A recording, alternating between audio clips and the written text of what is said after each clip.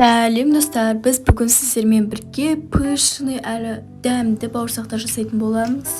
Ол үшін бізге май керек, оның үстіне ыстық су құямыз. Содан кейін дрожж керек болады.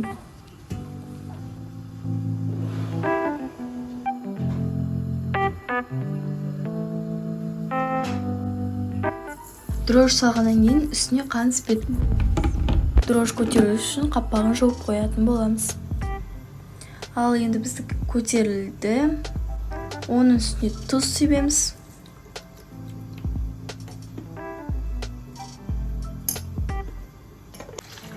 Және сүт құямыз.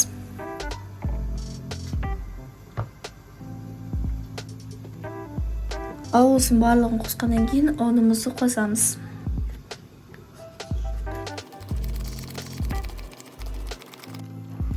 Барлығын осылай араластырып аламыз, қамыр шығуы тиіс.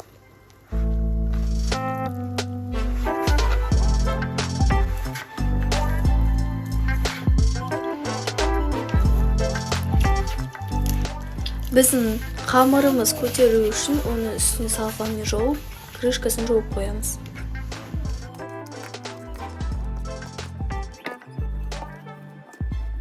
Көтеріп болған қамырымызды екіге бөлеміз, содан соң бір бөлігін алып, оны илейтін боламыз.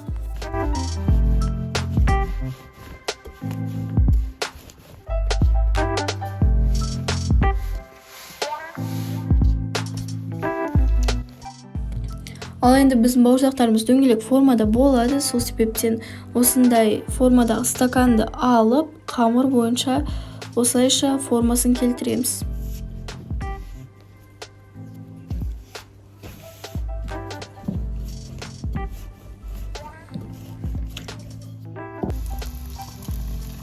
Осының барлығын істеп болғаннан кейін дайын болған қамырымызды, яғни бауырсағымызды пісіретін боламыз майға. Осындай пышный болу керек. Ал достар, біздің пышный әрі әдемі, әрі дәмді бауырсағымыз дайын болды. 5-ші айына жеуге таптырмас бауырсақ.